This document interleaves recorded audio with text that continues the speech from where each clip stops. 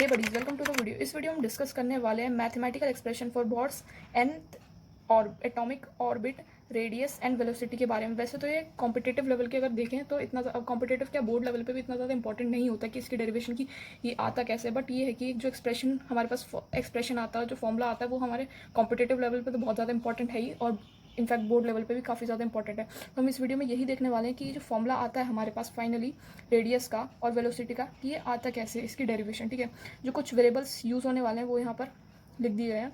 जैसे R for radius of nth orbit, ये n है नंबर ऑफ ऑर्बिट जिस ऑर्बिट के लिए हम निकाल रहे हैं, h प्लैंक्स कांस्टेंट है, z है हमारे पास एटॉमिक नंबर, पाई की वैल्यू 3, ये z एटॉमिक नंबर, पाई की value, v velocity of electron, m mass of electron और k इलेक्ट्रोस्टैटिक कांस्टेंट है, और e जो है हमारे पास चार्ज ऑन 1 इलेक्ट्रॉन है। ठीक है, एक्चुअली में हमारे पास जो एटम होता है उसमें इलेक्ट्रॉन रिवॉल्व कर रहा होता है, यहाँ बीच में हमारे पास न्यूक्लियस होता है। तो जो कोई भी इलेक्ट्रॉन होता है उस पर दो फोर्स लग रही होती हैं, एक F1 फोर्स और एक F2 फोर्स, दोनों अपोजिट डायरेक्शन में लग रही होती हैं। जो हमारे पास F1 फोर्स होती है वो होती है इलेक्ट्रोस्टैटिक फोर्स, जो किस वजह से लग रही होती है, एक तो न्यूक्लियस की वजह से, न्यूक्लियस और इलेक्ट्रॉन का अट्रैक्शन की वजह से, और जो दूसरी लग रही होती है हमारे पास वो होती है सेंट्रीपिटल फोर्स, वो बाहर की तरफ लग रही होती है जिस वजह से इलेक्ट्रॉन घूम पाता है। ठीक है, सेंट्रीपिटल फोर्स। ठीक है, जो F1 फोर्स है वो है इलेक्ट्रोस्टैटिक फोर्स, उसका वैल्यू है K Q1 Q2 upon R square. जो सेंट्रीपिटल फोर्स है उसकी वैल्यू है हमारे पास, उसको हम F2 से डिनोट कर रहे हैं mv²/r। सो स्टार्ट करते हैं हम। सबसे पहले हम दोनों फोर्सेस को इक्वेट कर देंगे, F1 इक्वल्स टू F2। ठीक है, और जो हमारे पास F1 है, F1 की वैल्यू लिखेंगे और इक्वल्स टू F2 की वैल्यू लिखेंगे। तो F1 की जो वैल्यू है Q1 Q2/r²। ठीक है, और वो है सेकेंड जो है वो है ये mv²/r। ठीक है, जो हमारे पास Q1 है, Q1 तो एक इलेक्ट्रॉन के लिए, और Q2 हमारे पास जो न्यूक्लियस के लिए, वो हम एटॉमिक नंबर से, तो हमारे पास Z ही हो जाएगा। ठीक है, सो डिनोट कर देंगे। तो फॉर्मूले में अगर हम उसको पुट करें तो कुछ इस तरीके से हो जाएगा, ZE into E/r² equals to mv²/r। ठीक है, r से r कट जाएगा तो हमारे पास सिंपली क्या बनेगा, कि ZE²/r इक्वल्स टू mv²। ठीक है, और यहाँ से हम इस तरह से r की वैल्यू एक बार निकाल लेते हैं। r की वैल्यू अगर हम निकाल लेते हैं तो r की वैल्यू हमारे पास क्या आएगी, वो यहीं पे देखेंगे, KZE²/mv²। तो ये इस तरह से हमारे पास r की वैल्यू ये तो आ जाती है। ठीक है, अब एक हमारा हम फॉर्मूला पढ़ते हैं एंगुलर मोमेंटम का nth ऑर्बिट के, nth इलेक्ट्रॉन के लिए। ठीक है, वो जो एंगुलर मोमेंटम वाला फॉर्मूला होता है वो हम बॉर्स मॉडल में ही पढ़ते हैं।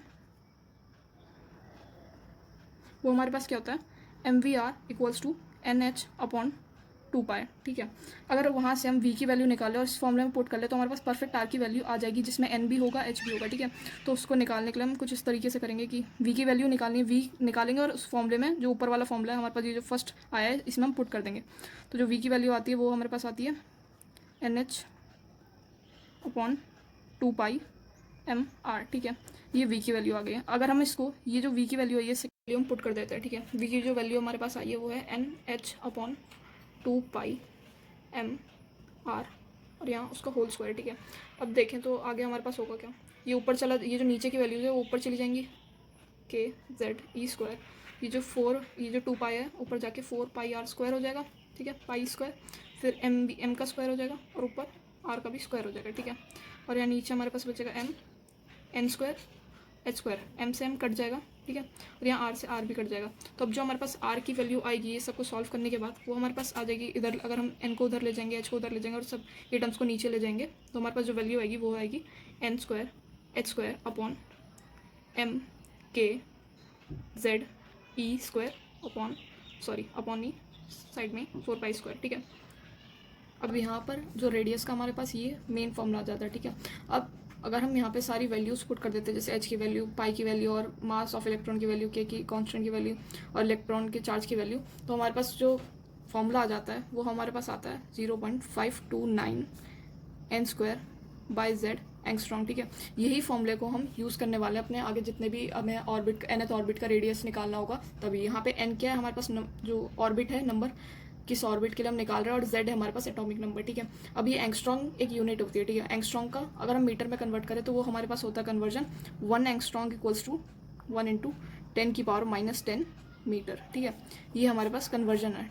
ठीक है, इस तरह से हमने रेडियस का निकाला। अब रेडियस का रिलेशन अगर हम देखें, रेडियस जो होता है डायरेक्टली प्रोपोर्शनल होता है किसके, nth ऑर्बिट के जो nth ऑर्बिट है n उसकी वैल्यू के और z के इन्वर्सली प्रोपोर्शनल होता है। अगर यहाँ पे हम डिस्कस करने वाले हैं वेलोसिटी के बारे में of nth orbit of electron, ठीक है।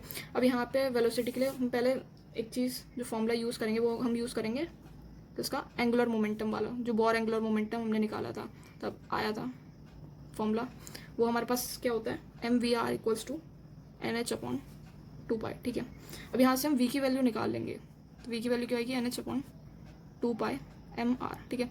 अब जो हमारे पास फॉर्मूला आना चाहिए इलेक्ट्रॉन का nth ऑर्बिट की वेलोसिटी का, तो उसमें हमारे पास कंपेयर करने के लिए एटॉमिक नंबर भी होना चाहिए, ठीक है। बट इस एक्सप्रेशन में कहीं भी हम एटॉमिक नंबर नहीं मिल पा रहा है, ठीक है। तो इसमें हम यहाँ पे r की जो वैल्यू निकली थी हमारे पास, r की जो फॉर्मूला एक्चुअली में एक्सप्रेशन क्या आया था n² h²/4π² k z e²m, ठीक है। अगर हम वो पुट कर देते हैं यहाँ पे तो हमारे पास आराम से वेलोसिटी का एक ऐसा फॉर्मूला हमारे पास तैयार हो जाएगा जिसमें n भी होगा और z भी होगा एटॉमिक नंबर कंपेयर करने के लिए, ठीक है। तो अगर वैल्यू को हम पुट कर देते हैं यहाँ पे r की जो वैल्यू है, यहाँ पे r की जगह पुट कर देते हैं जो हमारे पास r की ये वाली वैल्यू है, ठीक है।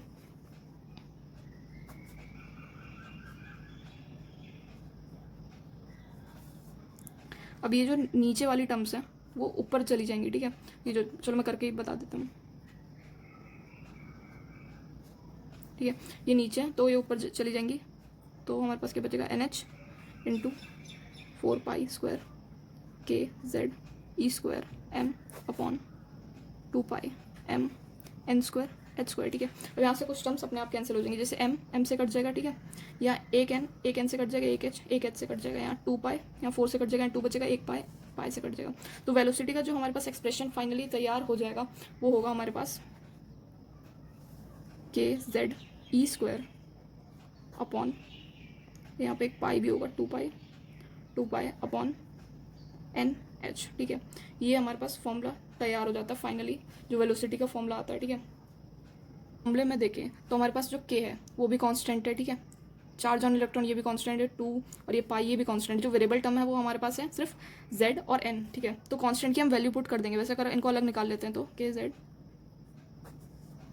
और जो हमारे पास क्या बचता है वेरिएबल टर्म्स होता है जो चेंज होगा हर उसमें, वो तो बचता है हमारे पास z/n, ठीक है।